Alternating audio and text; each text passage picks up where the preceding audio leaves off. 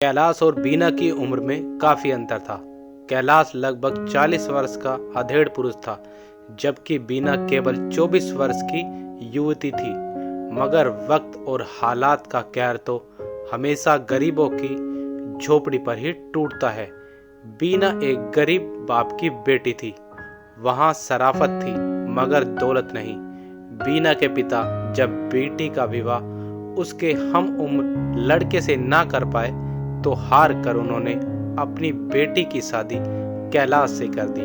वह जानते थे कि कैलाश उनकी बेटी से उम्र में काफी बड़ा है, मगर बेटी के हाथ तो पीले करने थे। समाज का मुंह तो बंद करना ही था। धीरे धीरे समय गुजरता चला गया और उनकी शादी हुई। पूरे 4 साल बीत गए। कैलाश के पास पैसे की कोई कमी नहीं थी। वह व्यापार करता था। बाजार में उसकी दुकान थी। कैलाश जहां बुढ़ापे की ओर बढ़ रहा था, वहीं बीना पर और अधिक निखार आता जा रहा था। सच बात यह है कि बीना पर जवानी छाती जा रही थी। वैसे भी 25 से 40 वर्ष तक उम्र में नारी पर स्वभाव कुछ अधिक हो रहता है। शायद कैलाश अपनी पत्नी बीना की इच्छा को पूरा नहीं कर पा रहा था। वह ललचाई नजरों से लोगों को देखा करती थी। उसके पड़ोस में ही दीपक नाम का एक गायक रहता था। वह भरे बुरे बदन का 24-25 वर्ष का नवयुवक था। अभी दीपक का विवाह नहीं हुआ था। दीपक शादियों में या इधर उधर गीतों के प्रोग्राम किया करता था। कभी कभी वह बीना की ओर देख लेता था, लेकिन उसने कभी यह नहीं सोचा कि वह उससे किसी प्रकार का संबंध बनाए। बीना का पति सुबह 10 बजे अपनी दुकान पर चला जाता था। बीना घर पर अकेली रहती थी। आज बीना ने अपने पति के चले जाने के बाद एक बार बाहर निकलकर देखा। बाहर कोई भी नहीं था। सब लोग अपने कामों में लगे हुए थे। दीपक के कमरे में से हारमोनियम की आवाज आ रही थी। वह शायद कोई धुन बना रहा था। बीना ने अपना द्वार बंद किया और तेजी से दीपक के घर की ओर चल दी और वहां जाकर एक पल के लिए दीपक के द्वार पर खड़ी हो गई। वहां खड़े खड़े उसने एक बार चारों ओर देखा और फिर धीरे से द्वार को अंदर की ओर धकेला। द्वार खुल गया। बीना अंदर गई। बीना पर दृष्टि पड़ते ही दीपक के हाथ रुक गए। हारमोनियम बंद हो गया और वह अपने स्थान से उठकर खड़ा हुआ। उसके मुंह से स्वयं ही निकल पड़ा, आप और यहाँ? हाँ देवर जी, बिना रिश्ता जोड़ते हुए कहा। आपके पास आने में कोई परहेज तो नहीं है? बीना को अपने कमरे में देखकर एक क्षण के लिए तो दीपक बौखला सा गया था। फिर उसने अपने आप पर काबू किया और बोला, आप यहाँ किस लिए आई हैं? बैठने के लिए नहीं कहोगे देवर जी? बैठो, दीपक ने हकलाते हुए कहा। तुम तो घबरा रहे हो। बीना ने मुस्कुरा कर कहा, मैं कोई हव्वा तो नहीं। अब तक दीपक ने अपने आप को संयत कर लिया था। उसने बीना को गौर से देखा। बीना काफी सुंदर लग रही थी। जवानी से भरपूर, बड़ी बड़ी हिरनी जैसी आंखें, टमाटरी गाल, सुंदर दंत पंक्तियां, आंखों में सुरमे का डोरा और नागिन जैसे काले लहराते बाल। कई पलों तक दीपक टकाटक उसे देखता रहा और फिर उसने बीना की ओर देखते हुए कहा, आप बताओ मेरी याद कैसे आई? दीपक जी, तुम कैसे मर्द हो? बीना ने कहा, यह भी नहीं जानते कि कोई भाभी अपने देवर के पास अकेले में क्यों आती है? बीना की इतनी साफ बात सुनकर दीपक हक्का बक्का रह गया। उसे इस बात की कतई आशा नहीं थी कि वह इस कदर साफ बात करके उसे अपने हुस्न की खुली दावत देगी। आवाज दोनों की धीमी थी। दीपक तो बेचारा घबरा रहा था। उसे बीना की हिम्मत पर बड़ा आश्चर्य हो रहा था। वह सोच रहा था कि यदि उसे किसी ने देख लिया तो वह क्या जवाब देगा। दीपक ने उसे वहां से जल्दी ठरकाने की निश्चय किया। बीना जी, भाभी नहीं कह सकते हो क्या? भाभी? बोलो देवर जी, आप यह बताइए कि आप मुझसे चाहती क्या है? बताऊं? हाँ।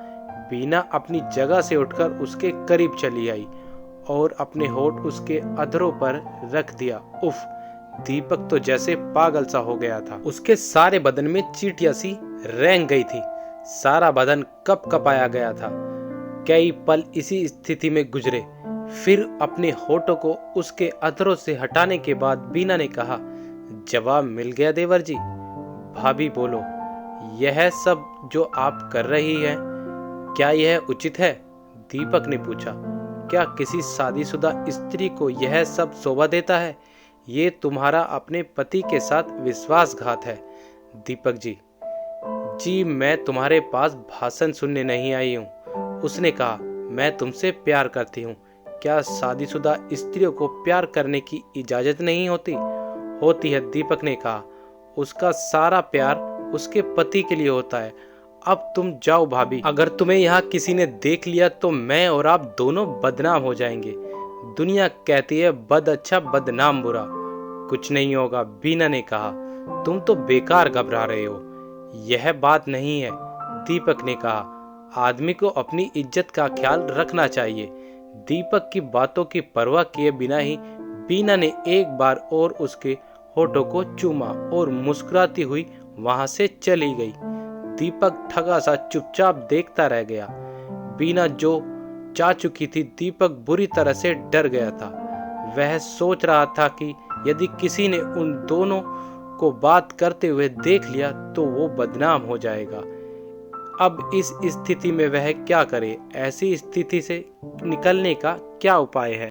वह हारमोनियम बजाना भूल गया था और बीना वह बेहद खुश थी। उसे विश्वास था कि उसने जो हरकत कर दी है वह रंग अवश्य लाएगी। 2 दिन बीत गए, कोई बात नहीं हुई। तीसरे दिन दोपहर में जब सब लोग अपने अपने दरवाजे बंद करके सो गए थे, बीना दीपक के यहाँ जा पहुंची। दीपक का द्वार बंद नहीं था, कूलर चल रहा था और वह आंखें बंद किए कोई गीत गुनगुना रहा था। बीना ने धीरे से द्वार खोला। वह चुपचाप आकर दीपक के बिस्तर पर जा बैठी। दीपक हड़बड़ाहट कर उठा बैठा। उसने बीना को अपने पास देखा तो घबरा गया और बोला, भाभी तुम यहाँ? तुम्हें यहाँ आते हुए किसी ने देखा तो नहीं? तुम जाओ यहाँ से। बीना ने उठकर अंदर से कुंडी बंद कर दी। दीपक बुरी तरह से घबरा गया और कहने लगा, ये क्या कर रही हो? अभी तो सिर्फ दरवाजा बंद किया है। भाभी बोलो देवर जी, अगर आप नहीं मानोगी तो मैं आपके पति से आपकी शिकायत करूंगा। बेवकूफ हो गए तुम। क्यों? इसीलिए कि मैं स्वयं तुम्हारे पास आई हूँ। बीना ने कहा, तुम क्यों घबरा रहे हो जब मैं नहीं घबरा रही हूँ? एक बात और याद रखो, अगर मेरी बात नहीं मानोगे तो मैं अभी शोर मचाती हूँ। मैं लोगों को इकट्ठा करती हूँ। मैं कह दूंगी मुझे जबरदस्ती खींचकर द्वार बंद कर लिए और मेरी इज्जत लूट लेना चाहता है। दीपक को एकदम पसीना आ गया। उसने यह तो सपने में भी नहीं सोचा था कि वह इस तरह की हरकत भी कर सकती है। उसने बीना की ओर दयनीय दृष्टि से देखते हुए कहा, तुम चाहती क्या हो भाभी? तुम्हारा प्यार, उसने साफ साफ कहा। वह दीपक के पास बिस्तर पर बैठ गई थी। दीपक ने भी सोच लिया कि जब बीना स्वयं उसे प्रोत्साहित कर रही है तो जो होगा देखा जाएगा। भगवान जानता है कि मैं बेकसूर हूँ। वह स्वयं तो कोई पाप नहीं कर रहा। यह सोचकर उसने बीना को अपने करीब खींच लिया। बीना के मन की मुराद पूरी होने लगी। 1 घंटे के बाद वह वहां से निकलकर चली गई। रास्ता सुनसान पड़ा था, उसे किसी ने नहीं देखा था। धीरे धीरे दीपक को बीना के प्यार में वासना का चस्का लग गया था। उसके बाद कभी वह बीना के घर पर आ जाता और कभी बीना उसके कमरे में आ जाती। एक दिन किसी ने बीना के पति से कहा, कैलाश तुम्हें कुछ खबर है? तुम्हारी बीवी क्या गुल खिला रही है? क्या वह तुम्हारी अमानत पे खयानत कर रही है? कैलाश को बहुत गुस्सा आया। उसकी समझ में नहीं आया कि क्या करे। एक बार तो जी में आया था कि उसकी अच्छी तरह से धुनाई करे। फिर उसने सोचा कि जो कुछ उसने सुना है वह सच ना हुआ तो दाल में कुछ काला अवश्य है। उसने स्वयं पता लगाने का निश्चय किया। उसे बताया गया था कि वह अक्सर दोपहर में दीपक के कमरे पर जाती है। कैलाश रोज दोपहर को आकर वहीं एक जगह छिप जाता था और दोपहर ढलने के बाद ही वापस दुकान पर जाता था। उसने बीना से कुछ नहीं कहा था। हर रोज की तरह कैलाश आज भी दोपहर में घर के बाहर आकर एक जगह छिप गया था। करीब 1 घंटे के बाद उसने बीना को निकलकर जाते हुए देखा। वह सब कुछ देख रहा था। बीना ने एक बार चारों ओर देखा और फिर दीपक का द्वार खोलकर अंदर घुस गई। 10 मिनट बाद कैलाश उसके द्वार पर आया। क्रोधावेश में उसका चेहरा लाल हो रहा था।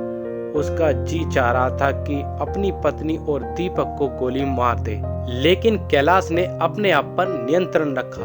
वह जल्दबाजी में कुछ नहीं करना चाहता था। उसने दीपक के द्वार पर जाकर द्वार खटखटाया कि कौन है। अंदर से दीपक की घबराई हुई आवाज सुनाई दी, दरवाजा खोलो। बीना समझ गई थी कि यह उसके पति की आवाज थी। उसने बहुत जल्दी अपने कपड़े ठीक किए। दीपक ने भी अपने कपड़े ठीक किए। बीना पलंग के नीचे दुबक गई। बाहर खड़ा कैलाश द्वार का दराज से सब कुछ देख रहा था। दीपक ने द्वार खोल दिया और बाहर खड़े कैलाश को देखकर उसका चेहरा पीला पड़ गया। बीना, बाहर आ जाओ। कैलाश की आवाज क्रोध से कांप रही थी। बीना को बाहर आना पड़ा। उसका पूरा शरीर सूखे पत्ते की तरह कांप रहा था। चेहरा पीला पड़ गया था। उसने गर्दन झुका रखी थी। चलो, कैलाश ने इतना ही कहा था। बीना चुपचाप गर्दन झुकाकर चल दी। वह रंगे हाथों पकड़ी गई थी और उसकी हालात रंगे हाथों पकड़े जाने वाले चोरों जैसे थे। भगवान का लाख शुक्र था कि किसी ने उसे देखा नहीं था। कैलाश बीना को लेकर घर आ गया। उसने बिना कुछ कहे सुने ही उस पर डंडा बजाना शुरू कर दिया। कैलाश ने बीना को जी भर कर पीटा। उसके शरीर पर जगह जगह निशान पड़ गए थे। वह रोती रही, मगर कैलाश ने उसके रोने की कोई परवाह नहीं की। खूब तबीयत से पीट लेने के बाद कैलाश ने कहा, याद रखना, यदि आज के बाद मैंने तुम्हें उसके साथ देखा या किसी से सुना तो मैं तुम्हें बिना सोचे समझे गोली मार दूंगा। बीना चुपचाप एक ओर बैठ गई। उसने भी मन ही मन दृढ़ निश्चय कर लिया था कि अब चाहे जो कुछ भी हो जाए दीपक का साथ नहीं छोड़ेगी। मगर दीपक ने पक्का निश्चय कर लिया था कि वह बीना से बिल्कुल बात नहीं करेगा।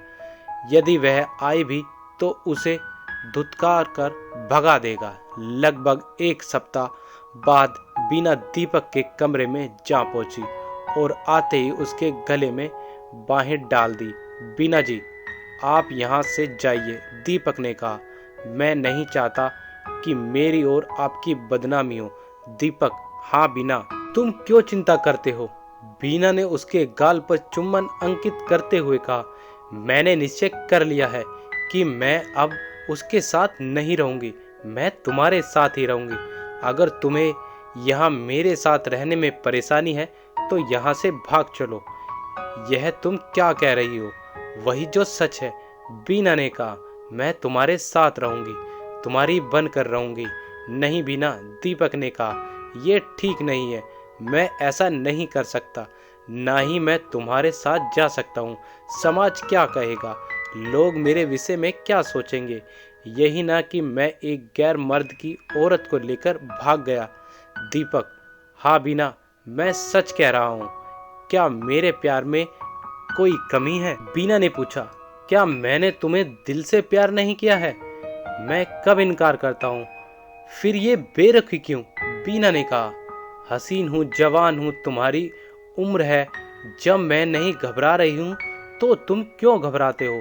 तुम्हारे साथ कंधे से कंधा मिलाकर काम करूँगे। हम दोनों मिलकर अपनी दुनिया बसाएंगे। दीपक अजीब पेशो पेश की स्थिति में था। उसकी समझ में नहीं आ रहा था कि इस अवस्था में वह क्या करे। बीना ने उसकी ओर देखते हुए कहा, बोलो दीपक, क्या सोच रहे हो? बीना, दीपक ने कहा, मुझे इस विषय में सोचने का कुछ समय ना दो, सोच लो। कहकर वह चली गई। 2 दिन बाद फिर बीना उसके पास आई और बोली, चलो आज भाग चलें। कुछ क्षण दीपक सोचता रहा और अपने आप को हालात के हवाले करते हुए कहा, ठीक है, तुम स्टेशन पर मिलना, मैं शाम को 5 बजे वहीं मिलूंगा। दीपक के मुंह से यह बात सुनकर वह खुशी खुशी वहां से चली गई। घर जाकर वह अपनी तैयारियां करने लगी। उसने घर से सब नकदी और जेवर ब्रीफ केस में रख लिया था। वह 4 बजे अपने घर से निकली। उसने घर से निकलते वक्त मेज पर एक पर्चा लिखकर रख दिया था। उसमें लिखा था, कैलाश, मैं स्वेच्छा से तुम्हारा घर छोड़कर जा रही हूँ। मेरा तुम्हारा दाम्पत्य संभव नहीं है।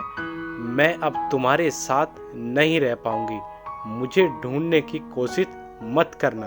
बीना। बीना को किसी ने देखा नहीं था। अगर देखा भी होता तो किसी को क्या मतलब था। बीना टैक्सी में बैठकर स्टेशन पहुंच गई। उस समय 4:30 बजे थे। गाड़ी का टाइम 5:30 बजे का था। 5 बजे दीपक भी स्टेशन पर आ गया था। दीपक ने 2 टिकट खरीद लिए थे। 5:30 बजे गाड़ी आई और ये दोनों सवार होकर चल दिए। रात को जब कैलाश घर पहुंचा तो उसने बाहर से द्वार बंद पाया। ताला लगा हुआ था। उसके पास दूसरी चाबी थी। उसने द्वार खोला, लेकिन उसकी समझ में यह नहीं आया कि उसका द्वार बंद क्यों है। बीना इस समय कहाँ जा सकती है।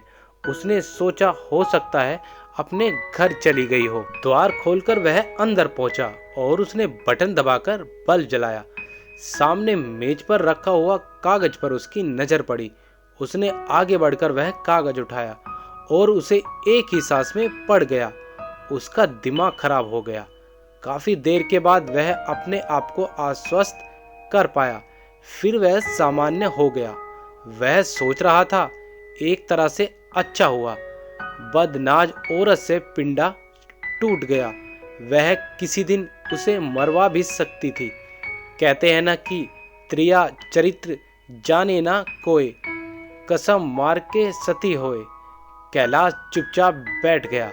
उसने पुलिस में खबर करने भी उचित नहीं समझा। वह उस औरत को पाना ही नहीं चाहता था। यदि वह आ भी गई तो फिर उसी तरह के काम करेगी। बदनामी से तो मर जाना कहीं अच्छा है। उधर दीपक और बीना एक नगर में पहुंच गए। बड़े नगर के स्थान पर उन्होंने एक छोटे नगर में रहना अधिक उचित समझा था।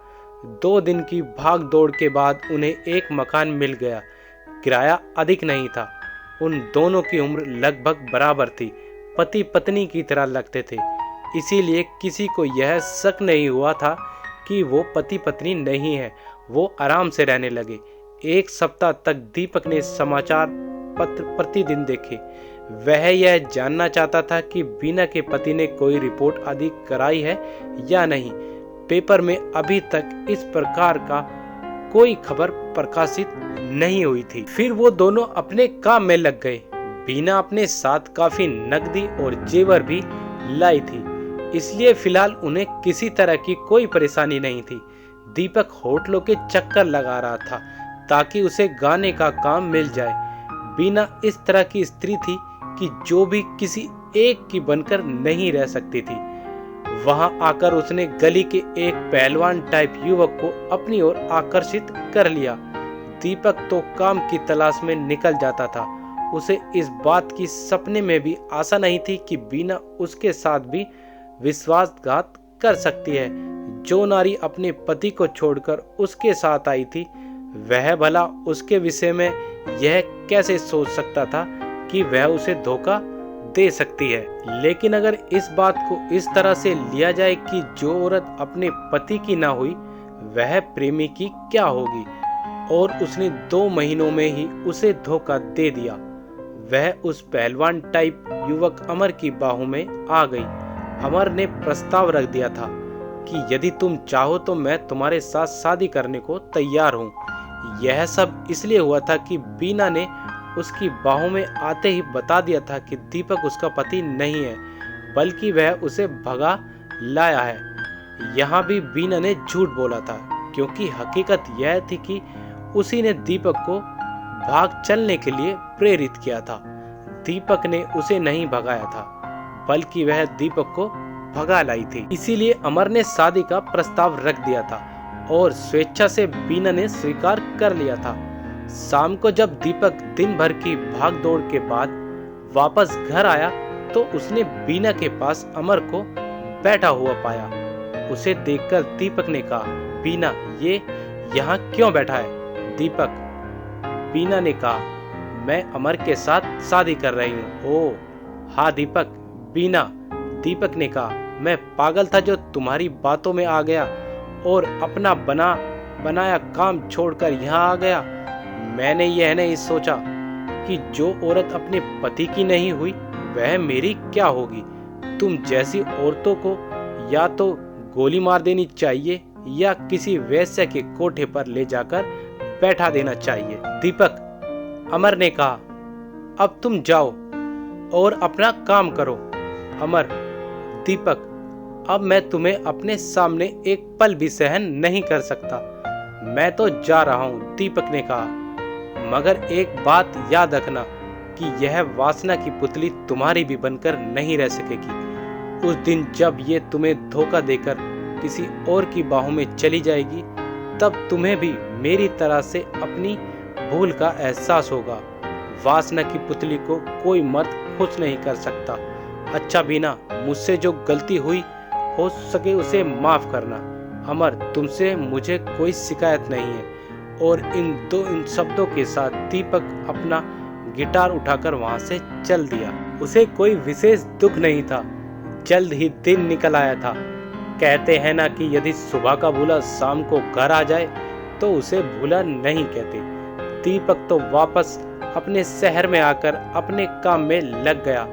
करीब 2 साल के बाद एक दिन दीपक ने समाचार पत्र में पढ़ा कि अमर की पत्नी बीना अपनी नई प्रेमी जयदेव के साथ भाग गई। उस समाचार को पढ़कर दीपक मुस्कुराया। वह स्वयं ही बड़बड़ाया, ये तो होना ही था। दोस्तों, आपको अगर वीडियो अच्छी लगे तो वीडियो को लाइक करें, शेयर करें, कमेंट करें और हाँ, मेरे चैनल को सब्सक्राइब करना ना भूलें।